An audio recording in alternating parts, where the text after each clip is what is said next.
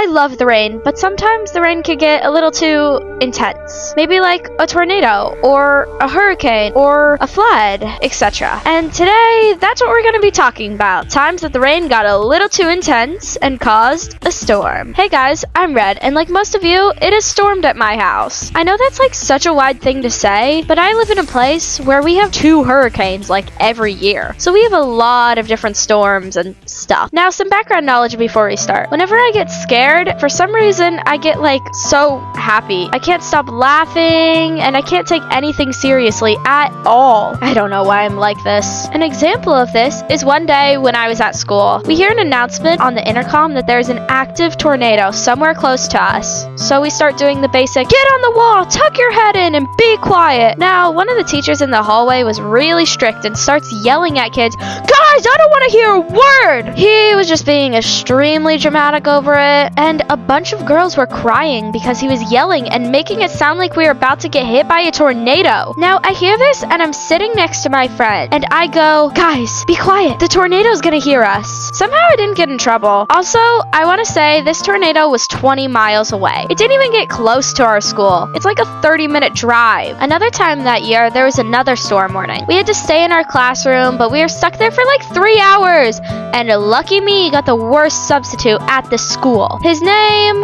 let's just call him Mr. Nice, because that's what he would call himself. Despite the last story, I am not prone to getting in trouble. I am a relatively well-behaved kid, but the only time that I ever got in trouble that year was by that guy. I was drawing on my friend's hand because she wanted me to. Because I'm the art kid. He starts screaming at the top of his lungs to stop drawing at her hand. The entire 3-hour period, we were doing nothing, and he didn't let us talk at all. We were all just sitting there in silence, staring at each other. I have many other stories of that guy, but I'll leave that to another day. The next story was when I was younger. One day my dad came home from work to tell us that he was going to one of his friends' houses. I really didn't want him to go, so I start piling stuff against the doors, trying to make it so that he can't leave. At the end of the day, somehow I convinced him not to go. Now you might be asking, how is this related to storms? Well, where his friend's house was, they actually got hit by a tornado. That day, I saved my dad from driving through a tornado. Look at me, at 5 years old and already saving people. You could just say I'm a superhero. Here are some runner-up stories that I wanted to tell before we get to the big story, the thumbnail, the title!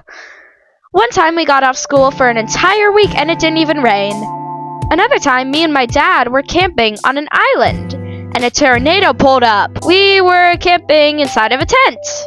I have no idea how we survived that day. Also, one time our house got struck by lightning and every single pipe in our house exploded. One time after a huge hurricane, we drove to a beach on an island to celebrate the hurricane leaving. Whenever we were driving on the bridge, we saw at least 5 half-sunken boats. It was honestly really sad, and a bunch of the houses were destroyed. Okay, now that we have the other stories out of the way, it's time to get to the big one. At the time of writing the script, this story actually happened yesterday, and we are still recovering from it. Me and my sister and my dad were watching Inside Out 2. When my dad goes to the kitchen, I forgot what he was getting, but it was probably water. Dad must have saw what was going on outside and walked out. And my sister went upstairs because she thought he was up there to get him. My sister yells, "Oh my God!"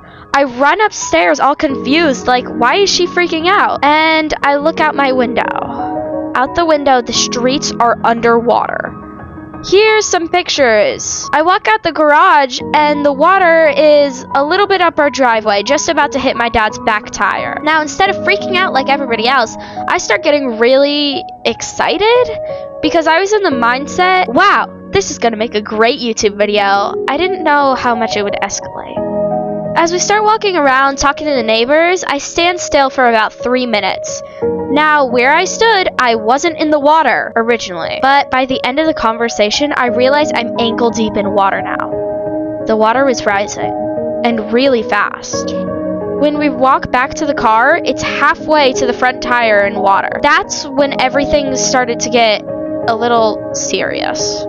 Our neighbor decides to walk over, and they had to walk all the way through the water. It was knee deep now. We thought it wouldn't get to the garage, but soon enough we had to move the old Mustang in our driveway into the garage because we were scared it was gonna break. Sadly, at the end of the day, it didn't matter. Everybody was freaking out, and me and my sister go back in the movie room and start watching TV. Again, I walked back up into the kitchen, and I realized Dad is now patching the door with tape, sealing all of the cracks so the water can't get in. Then the basement starts flooding. Water starts gushing from the cracks of the walls. We end up being able to save most of the stuff, but some of the stuff we lost was my guitar and lots of furniture.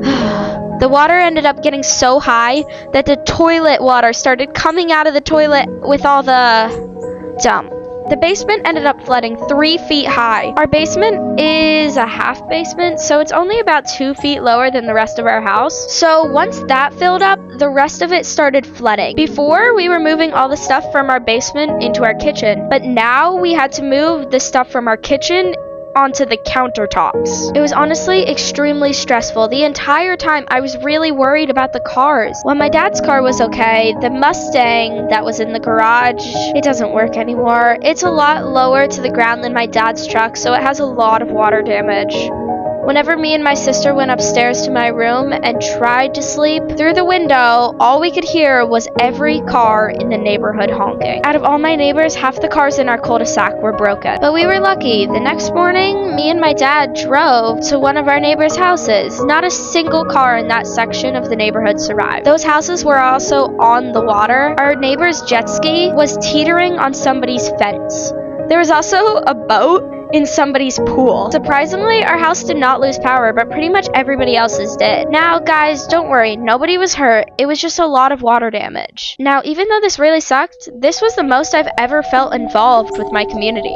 One of our neighbors that live across from us brought us Panera in the morning, and we made sure to check on everybody. The neighborhood felt like a big family. In the end, whenever a disaster happens, you can always rely on the people around you to be the light at the end of the storm. Because all of your lights are out because they decided to turn off the power! Hey guys, that's the end of this video. Make sure to like and subscribe.